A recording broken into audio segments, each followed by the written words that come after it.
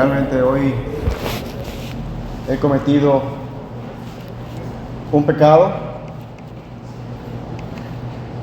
Se me olvidaron las diapositivas.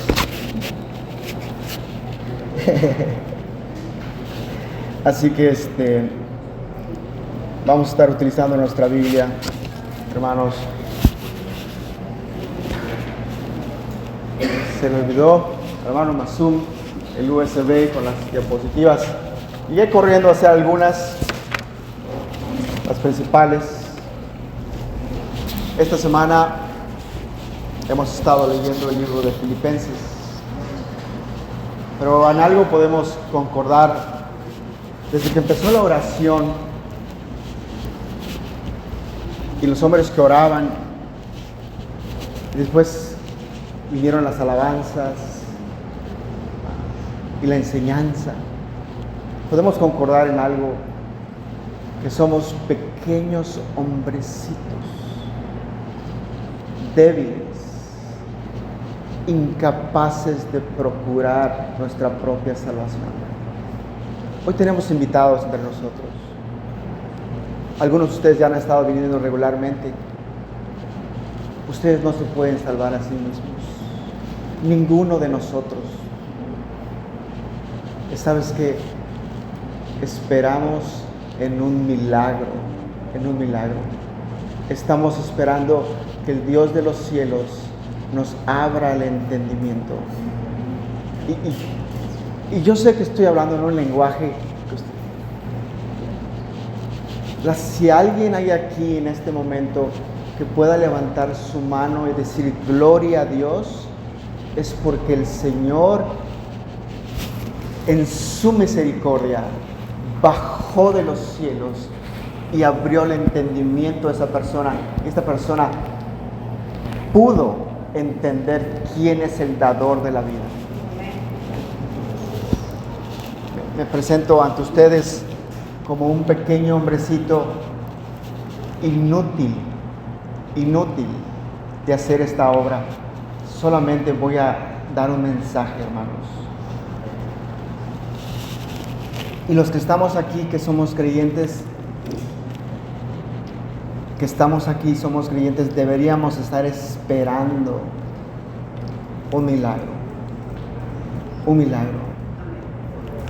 Hemos estado leyendo, como les había dicho, esta carta de Filipenses. Y esta carta a los Filipenses, pues es la primera carta escrita cuando recibió el hermano Pablo esta visión de ir a Macedonia. Esto es magnífico. Había ciertos requisitos para que se pudiera formar una sinagoga.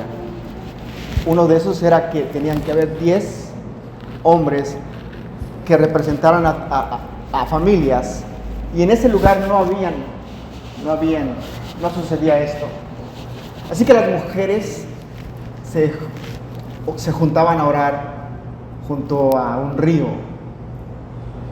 Entre ellos vemos la conversión de aquella mercader, aquella mujer rica, Lidia, ¿no? Que ella vendía estas telas de púrpura, y que era esta tinta sacada de este molusco. Todo esto marchaba muy bien.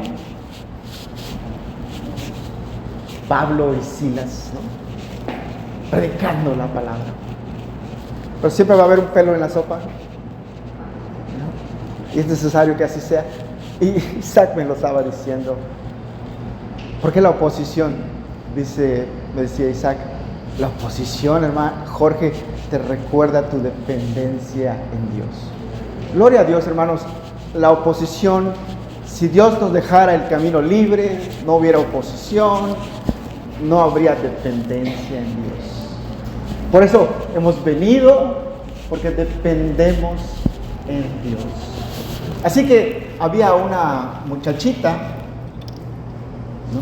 Ellos estaban camino, siempre iban a orar, y había una muchacha ahí que decía: estos son los siervos del Dios más grande que muestra el camino a la salvación. Esta muchachita estaba poseída por un demonio y tenía esta habilidad de adivinar. Todo esto marchaba bien, y siempre que pasaba Silas y Pablo, estos son los siervos del Dios más grande que muestran el camino a la salvación. Hasta que una de esas, nuestro hermano Pablo le dice: en el nombre del Señor Jesucristo, fuera. Se acabó el negocio para los dueños de la muchachita que adivinaba.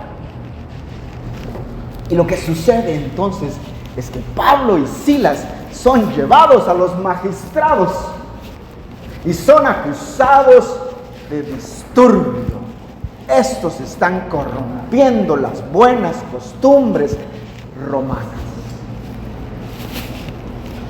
Esta carta escrita a los filipenses, es una carta escrita desde la cárcel. Y tú puedes conocer a un hombre en la enfermedad, en la persecución y en la cárcel. Hay cuatro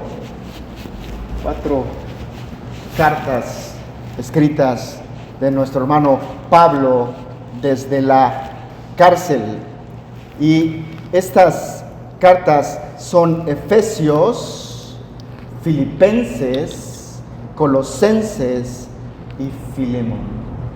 Quiere decir que tradicionalmente, hermanos, no voy a entrar en una discusión teológica con algunos de ustedes, de las 13 cartas del hermano Pablo, 4 de estas fueron escritas desde la prisión.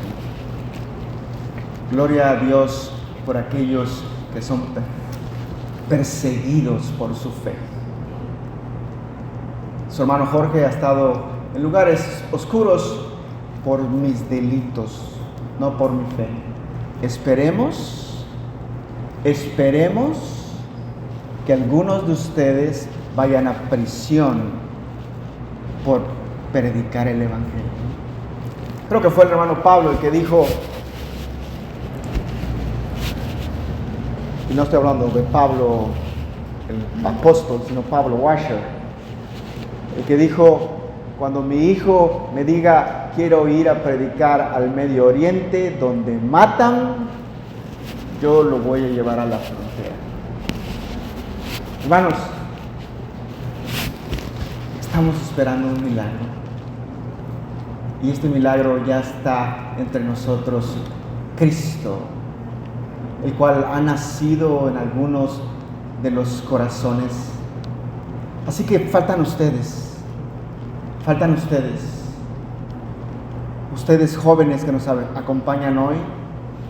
Ustedes creen que son casualidad, que es casualidad que el hermano Rogelio ama a su esposa, que se sacrifica por su esposa. ¿Crees casualidad que hay gente aquí que hace un esfuerzo? Eso no es casualidad. Hay una obra maravillosa del Señor, del Espíritu Santo. Así que vamos a comenzar esta tarde. Aquí, los que tengan Biblia me pueden seguir en Filipenses 2:12.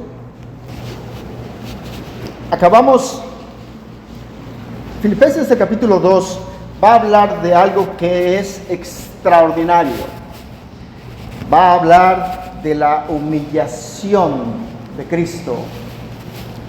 Y esta obra extraordinaria le da al Señor Jesucristo un nombre que está sobre todo nombre. Dios lo ha exaltado hasta lo sumo y le va a dar un nombre que decía Rogelio, en el cual tú vas a comparecer. y que toda rodilla se va a doblar y que toda boca se va a confesar que Cristo es el Señor. Y todo esto será para gloria de Dios Padre.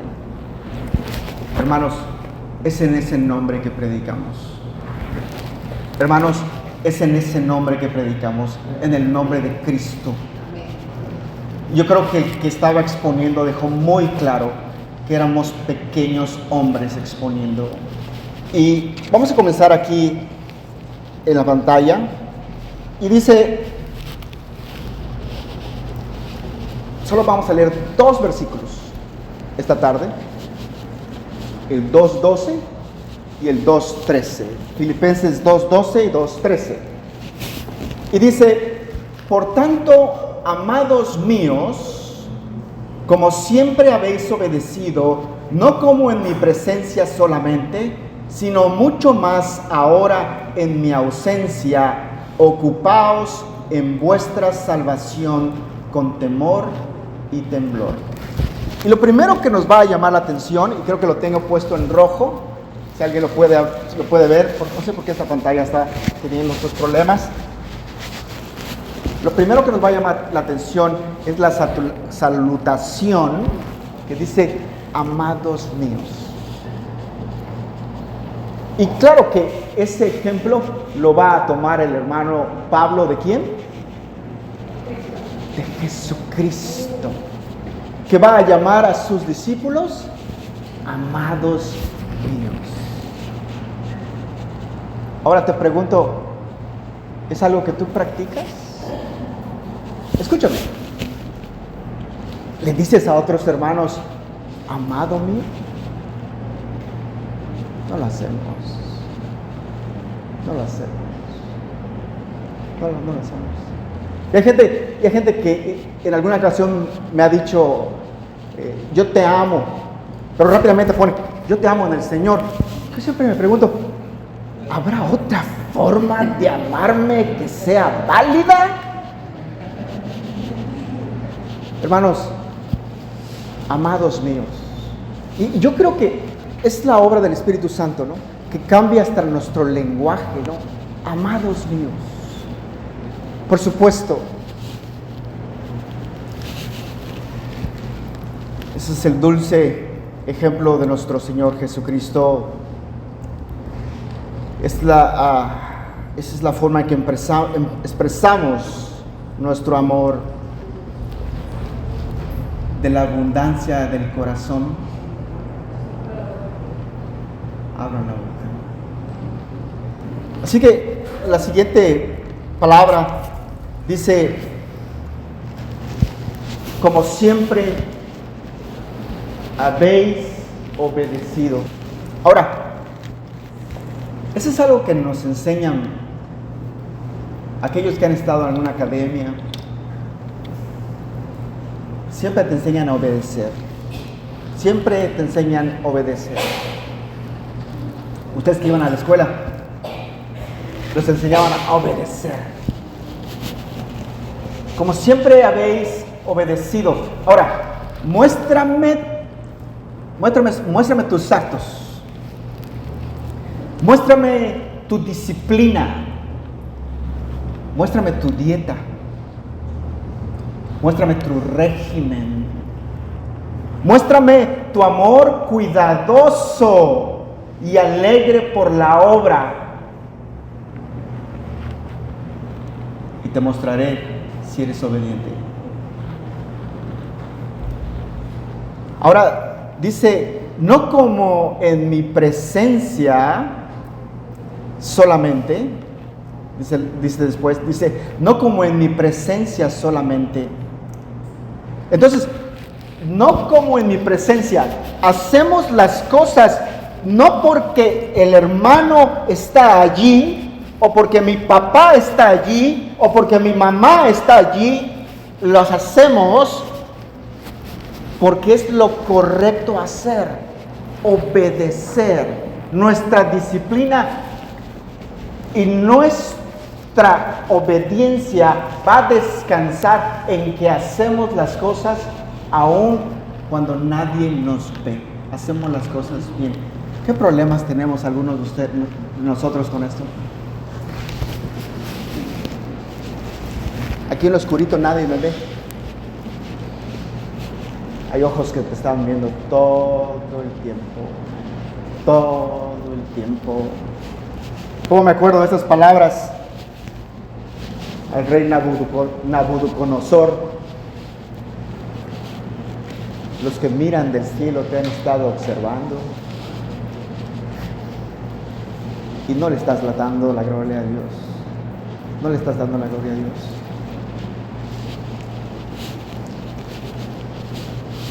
Entonces esto demostraba que estos hombres no eran siervos oculares ni complacientes con los hombres. No eran complacientes con los hombres, sino que hacían lo que hacían sinceramente, de corazón, para agradar al Señor. Una cosa que me fascina es que actuaban en base a la revelación que se les había dado. Escúchenme, cristianos, ¿vemos al Señor como nuestro sacerdote? ¿Vemos al Señor como nuestro profeta? ¿Vemos al Señor como nuestro rey? ¡Amén! Debería ser algo unánime. El Rey de Reyes, siempre abundando en las obras del Señor, haciendo su voluntad. La siguiente diapositiva dice: ocupaos. Y ocupaos realmente es una palabra que me llamó mucho la atención. En el griego es katergasomai, y es trabajar arduamente, lograr, producir, provocar. Es trabajar en algo sin que sea interrumpido hasta que se complete. Trabajar en algo hasta que sea completado. No es casualidad que la misma carta al hermano dice: estoy convencido precisamente de esto, que el que comenzó la buena obra en nosotros la va a perfeccionar, como decía Rogelio, hasta el día de Jesucristo.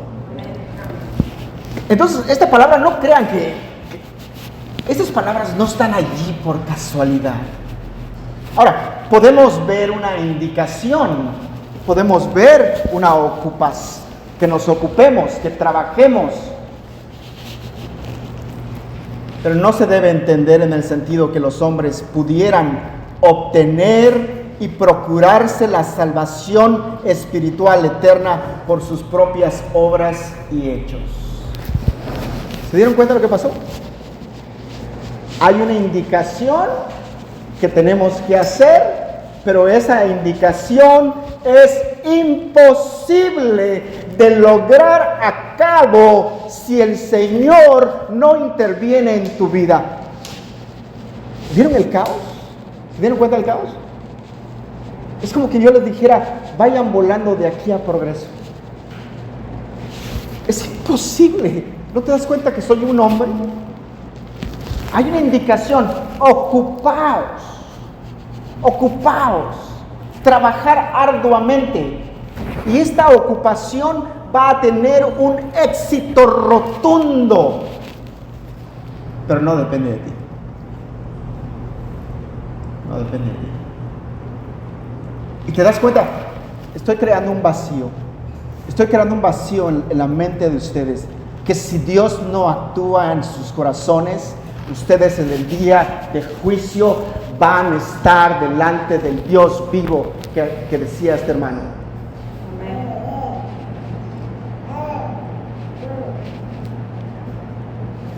y no van a tener esperanza. Esto no es una casualidad.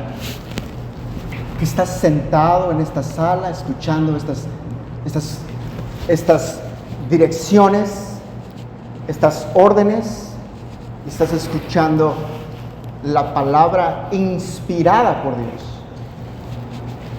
al cual todo hombre, todo ser humano se presentará delante de él.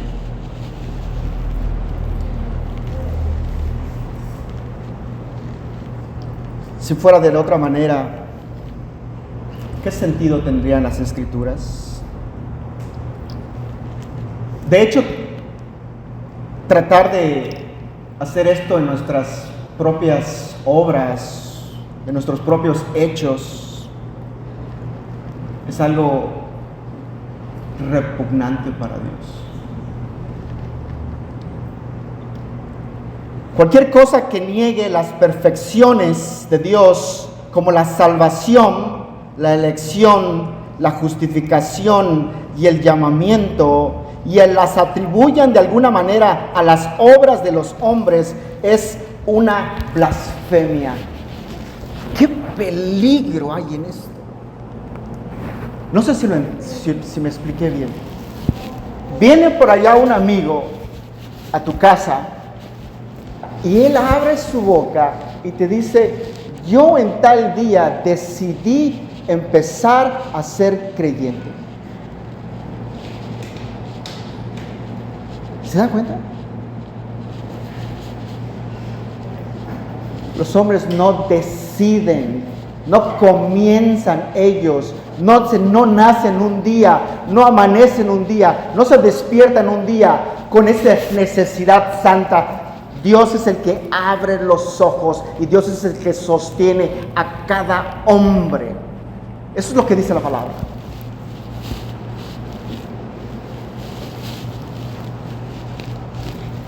Tengo, hermanos, voy a decir algo terrible.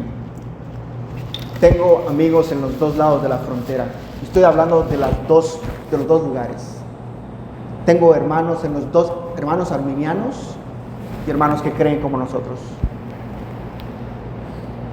Pero cuando un hombre que cree en la soberanía de Dios se para en un púlpito y dice: la salvación es única del Señor, no hay nada más cierto y poderoso que eso. Del otro lado tenemos a hombres que han decidido, que en algún momento tomaron su decisión. Fíjate que había una regla, ustedes la conocen, en Levíticos. De hecho está en todo el Antiguo Testamento. La ofrenda que se fuera a presentar tendría que ser perfecta, ¿no? Sin ninguna falla. ¿Algunos de ustedes están así? ¿Algunos de ustedes hay así? La ofrenda que tenía que presentarse, y esta era la figura que se usaba, tenía que ser examinada por los sacerdotes y que tenía que ser perfecta. ¿Habrá alguien en este mundo que cumpla con estos requisitos? Solo Cristo. Cerciórate que Él sea tu Señor y la ofrenda perfecta. Todo esto es hecho por la libre gracia de Dios, como su sabiduría, gracia y justicia. Tengo una pregunta para ustedes. ¿Dónde estaría la sabiduría y el amor de Dios al proveer un plan perfecto de salvación y enviar a su único Hijo, a su hermoso Hijo, a morir en una cruz para llevar a cabo este plan, para que tú decidieras?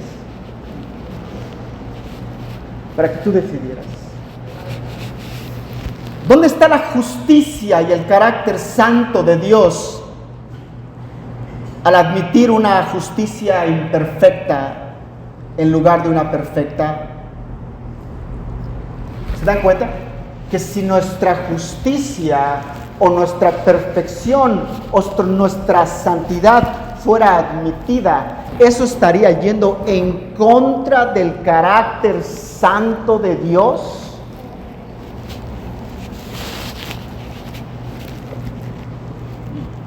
Tal vez no entendamos lo que estamos diciendo o lo que trato de explicar a algunos de nosotros, pero Cristo es la única esperanza. No hay otra manera de ser salvo. Vamos a pensar, hermanos, de que yo, Jorge, hago muy buenas obras. Muy buenas obras. Me dedico a hacer muy buenas obras. De hecho, hay gente que me ha dicho: Jorge, tú eres muy buena persona, dedícate a hacer buenas obras. ¿Podría yo ir al cielo por mis buenas obras? ¿Por qué? Porque carecen de los requisitos necesarios para que sean aceptados por un Dios santo. Si la salvación se obtuviera por las obras de los hombres, estas serían las consecuencias. La muerte de Cristo sería en vano. Se fomentaría la jactancia en los hombres. Tendrían de qué gloriarse. Sus obligaciones de obediencia, separadas del amor y del poder y la redención de Cristo, se verían debilitadas. Hermanos, ¿sabes cuál es el mal? La ausencia de Dios.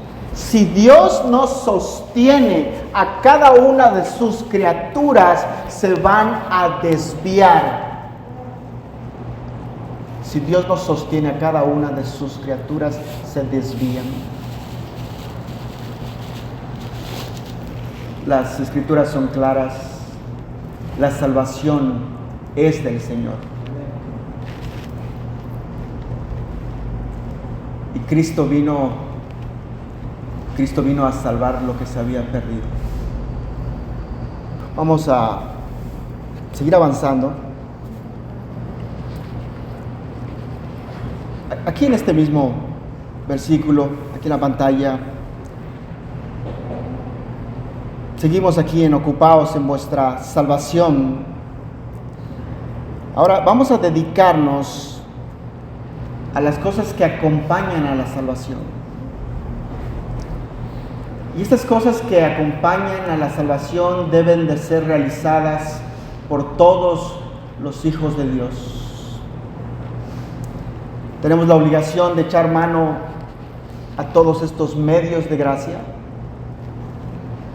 a ser discípulos de Cristo, a escuchar más, a someternos a las ordenanzas del Evangelio, a vivir gozosos en Cristo. Hermanos, a vivir gozosos en Cristo. ¿Cómo nos falta eso? ¿Cómo nos falta? ¿Cómo veo yo mi vida? Digo, Señor, ¿dónde debe estar este gozo intrínseco, conectado con aquella salvación tan grande que le fue dado a este pequeño hombre?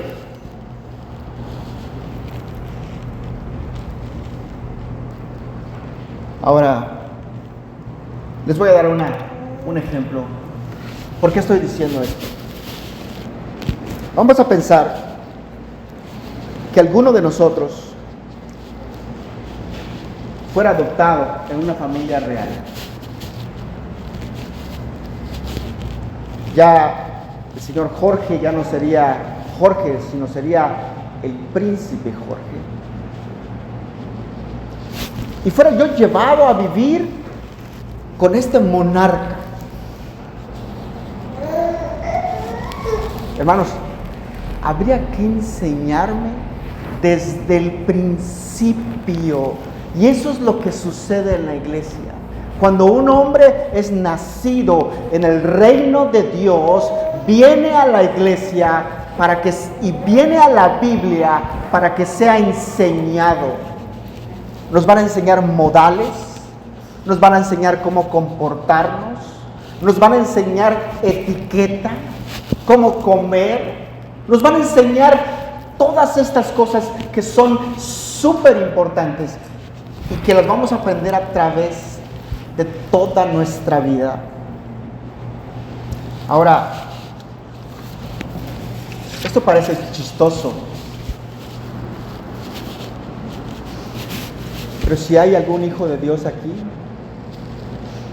si hay algún hijo de Dios, si hay algún hombre o una mujer que haya sido elegido por Dios aquí, este hombre sigue aprendiendo de su rey, sigue aprendiendo no solamente a amarlo, sino a temerle, pero no le teme por miedo de ser lanzado al infierno, le teme por el respeto que le tiene. Ahora, algo muy importante y tal vez les va a dar risa, y esto no es una casualidad. Una vez invitaron al presidente Obama. El presidente Obama. Lo invitaron al Palacio de Buckingham. Y el presidente Obama se levanta con la copa y va a decir: hago un brindis cuando va a empezar a tocar el himno nacional de Inglaterra. Esto es en televisión mundial. ¿Se dan cuenta por qué necesitamos ser enseñados por el rey? Hay esta necesidad en nosotros. Filipenses 2:12: ocupaos en vuestra salvación con temor y temblor. Ahora, no con un temor de ir al infierno o a la condenación, porque tenemos confianza, porque Dios es fiel con los suyos. Pero el apóstol no va a exhortar al temor, porque él mismo está seguro que su salvación está segura en Cristo Jesús. El texto nos dice: ocupaos de vuestra salvación con temor y temblor. Pero no dice ocupaos de nuestra salvación con temor y temblor porque podemos ser condenados. Eso no dice. Este temor y temblor debe estar relacionado siempre con nuestra manera de actuar. Este temor y temblor va a estar relacionado con nuestra manera de actuar en fe, en gozo, en obediencia, en estos actos que solamente los creyentes pueden hacer. Y esto se genera de la nueva relación que tenemos con el Señor. Como les decía hace unos días, esto se opone a la vanagloria, se opone al orgullo. El Salmo 2:11, no lo tengo aquí. Salmo 2:11 dice: servir a Jehová con temor y alegraos con temblor.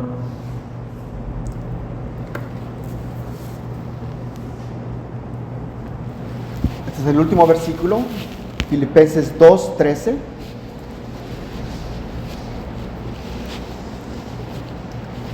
Y dice así: porque Dios es el que en vosotros produce así el querer como el hacer por su buena voluntad.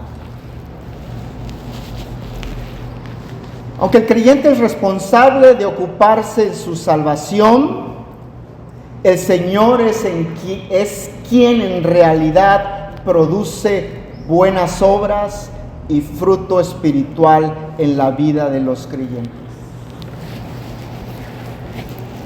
Vamos a abrir la Biblia para los siguientes versículos. No los tengo aquí.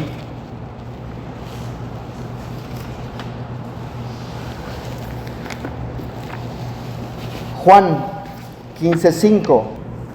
Yo soy la vid, vosotros los pámpanos. El que permanece en mí y yo en él, lleva mucho fruto, porque separados de mí nada podéis hacer. Juan 15:5. Siguiente versículo es Hechos 1:8. Pero recibiréis poder cuando haya venido sobre vosotros el Espíritu Santo, y me seréis testigos en Jerusalén, en toda Judea, en Samaria y hasta lo último de la tierra. Y uno más, Primera de Corintios 3:16. ¿No sabéis que sois templo de Dios y que el Espíritu de Dios mora en vosotros?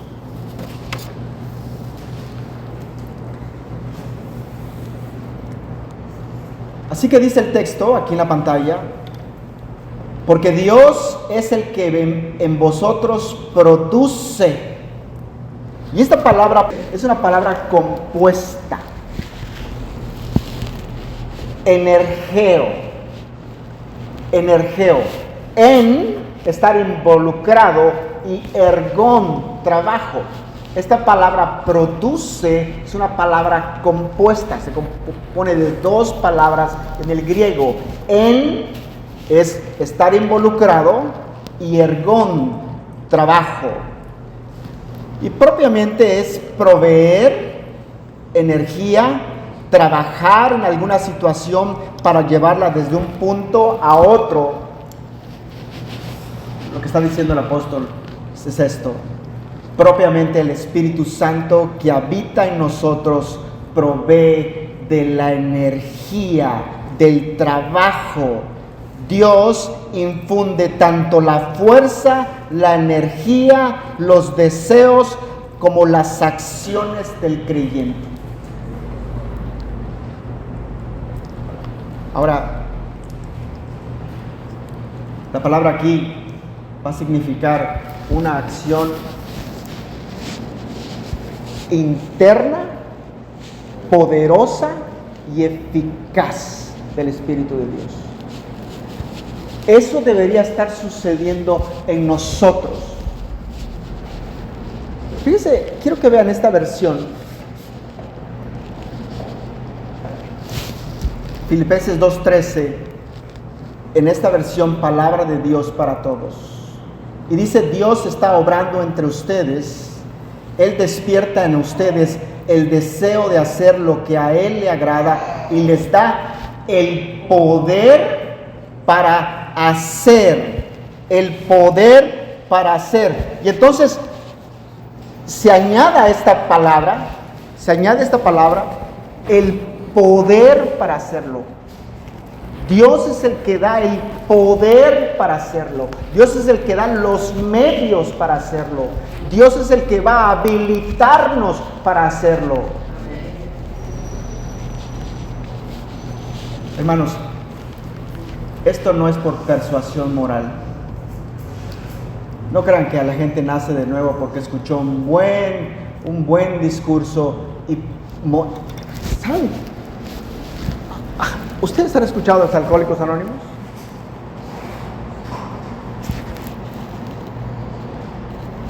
¿Sabes cuál es su gran hazaña de los Alcohólicos Anónimos? Hace 5 días que no tomo. Hace 10 días que no tomo. Hace 2 años que no tomo. Hace 5 años que no tomo. Y tú corazón cómo está? Ah, no, es que cambié esto por otra cosa.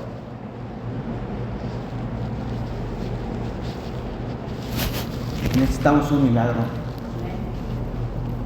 Esto no es una persuasión. Escuchen. Ustedes se van a dar cuenta cuando suceda el milagro. ¿Saben por qué se van a dar cuenta de esto? Porque las cosas que antes les encantaban hacer, ahora las aborrecen. Las cosas que antes te deleitabas, ahora son repugnantes para ti.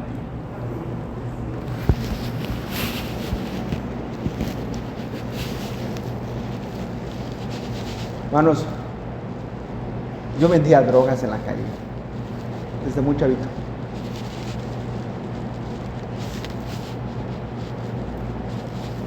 Cuando el Señor en su misericordia me abrió los ojos, se me hizo algo tan repugnante. Veía como zombies a la gente que me venía a tocar. George, ¿me podrías vender droga?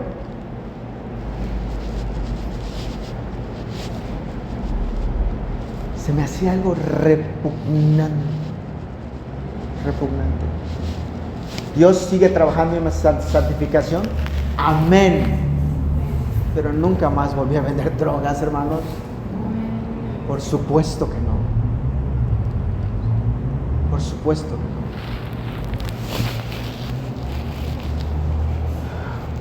Dios obra en los hombres convertidos una voluntad hacia lo que es espiritualmente bueno. Eso no tiene nada que ver con la humanidad. Yo sé que tenemos muchos males. Todos aquí tenemos muchos males. Pero nosotros conscientemente, los cristianos, conscientemente sabemos a quién debemos acudir. Amén. Si mi oración es pobre, ¿a quién acudiré? Si mi vida no demuestra las obras de Cristo, ¿a quién acudiré? Y si estás aquí en esta sala, y esto solamente es una lectura más, has escuchado esto muchas veces, pero no ha habido una transformación, te ruego en el nombre del Señor Jesucristo, que vengas con un corazón contrito y humillado y le pidas un milagro al Señor.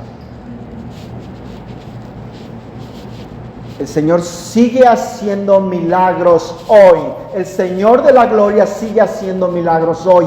Y el milagro principal que hace todos los días el Señor en la vida de muchos hombres es cambiar el corazón.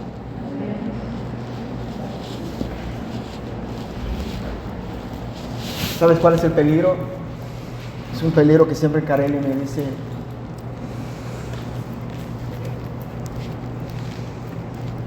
Estás rechazando al Señor. Estás rechazando al Señor. Y estás rechazando al Señor. Y estás rechazando al Señor. Y estás rechazando al Señor. ¿Y sabes qué? Eso no pasa con la gente indocta. Eso pasa con gente, con sabios, gente que tiene doctorados, que al rechazar al Señor se alejan cada día más y más y más de Él. Esperemos que esa no sea tu caso. Y los que están aquí, los hermanos que realmente les importa tu vida, están pidiendo a Dios que ese no sea tu caso. Entre más rechaces, te estás alejando a más y más de esta gracia.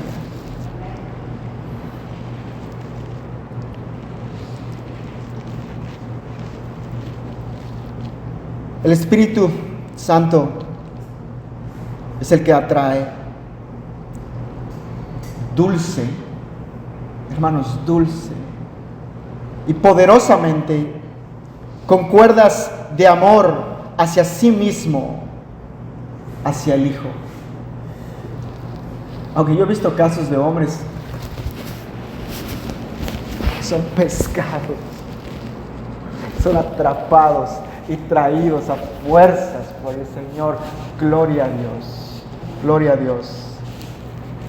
Me gustó mucho una alabanza que cantaban. Y en esta carta a los filipenses, cuando Silas y Pablo los sueltan, ¿te acuerdas que viene el terremoto? ¿Te acuerdas que viene el terremoto y se sueltan? Y el carcelero dice: hasta aquí llegué. Tranquilo, tranquilo, acá estamos. No tienes que matarte. Y como pasa con Lidia, pasa con el carcelero, ¿no? El Señor, y me gusta esa palabra, tiernamente abre, digamos, los ojos de estos hombres. Tiernamente hace su obra. Por lo tanto, Dios implanta en ellos principios de acción para obrar, como la fe, el amor, el respeto por su gloria, y les da gracia y fuerza para obrar, sin las cuales nada pueden hacer, pero teniéndolas todo lo pueden.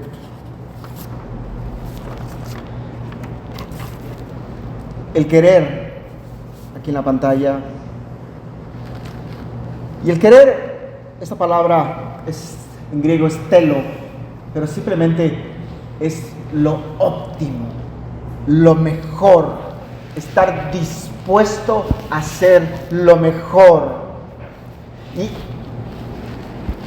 escuchen, lo óptimo y lo mejor, y eso no se va a basar en deseos carnales, en pequeñas cosas antojadizas, en algo que me mueve temporalmente. No, en lo mejor, en lo óptimo, en lo que, como decían cuando terminaron la pregunta, en lo que le da la gloria a Dios. Ahora, roguemos al Señor que este querer sea puesto en nosotros todos los días. Que en el momento que abrimos los ojos, el Señor ponga este querer en nos, que ponga este querer en nosotros para vivir estas vidas piadosas delante del Señor. Ahora, ¿estás desinflado? ¿Hay alguien desinflado? ¿Alguien que no tiene estos deseos? Solo hay dos opciones aquí. Una, no estás atendiendo a los medios de gracia, suele pasar. Estás viviendo en otra calle, no la calle del Señor, o no has nacido de nuevo. Porque el hombre o la mujer de Dios todos los días se esfuerza, y comprendo que este esfuerzo no proviene de mí, sino proviene del poder del Espíritu Santo que vive en nosotros. Entiendo, pero tiene que estar presente. Y ya para terminar, hermanos, esta última parte dice: produce así el querer como el hacer por su buena voluntad. ¿Qué cosa habría más grande, hermanos, que la buena voluntad del Señor? Todo lo que ha creado el Señor es bueno. Y su voluntad y la voluntad para los suyos es buena. Ahora, esto es tan bueno y yo tan carente, hermanos, esto es tan bueno y yo tan necesitado, que esto es un estímulo para mí para buscar el rostro de Dios. Dios es tan bueno y su voluntad es tan buena, y me puedo dar cuenta de mi condición, que esto es un estímulo para mí para buscar más de Dios. La buena voluntad es un extraño para el mundo. Para los cristianos es una razón y argumento a favor de la humildad y la mansedumbre contra el orgullo y la vanagloria. Todo lo que tenemos y hacemos proviene de Dios. Cantaban mis hermanos, Él es la fuente de la vida eterna.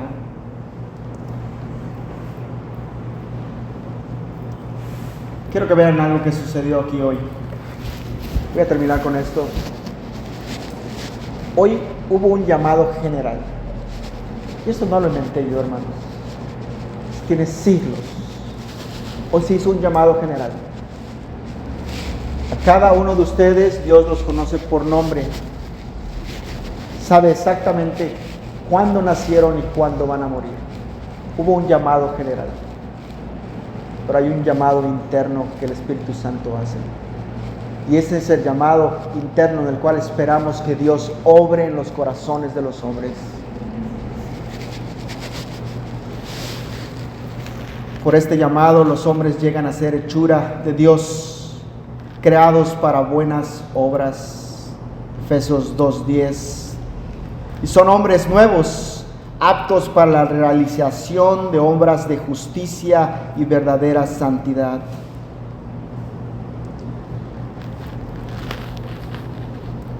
Conclusión, hermanos, ¿esto sigue siendo un extraño para ti? ¿No entendiste la enseñanza? ¿Veniste porque te trajo tu mamá a fuerzas? Arrepiéntete. Arrepiéntete. Hermanos, la puerta todavía no se ha cerrado. La gracia sigue estando vigente, hermanos. Llegará el día que no habrá esta gracia salvadora para los hombres. Si le preguntaras a cualquiera de los que son salvos hoy y les preguntaras ¿cuándo es el día de salvación? Todos ellos a una sola voz te contestarían: hoy, en este momento es el día de salvación. Arrepiéntete y ven a los pies de Jesucristo. Ven a los pies del Señor Jesucristo. Hermanos, amigos, dejemos nuestro ego atrás. Dejemos nuestro ego. Nos estorba el pensar que yo lo sé todo. Me estorba la idea de que me tenga que doblar. Pero las evidencias son muchas. Tú no eres Dios. Y entonces hay un Dios en los cielos que todo lo puede y todo lo hace y todo lo ve, y que ha mandado la única manera de ser salvos. Acerquémonos, hermanos. Acerquémonos, amigos, con un corazón contrito y humillado, el cual el Señor no va a rechazar. Vamos a ponernos de pie esta tarde, hermanos.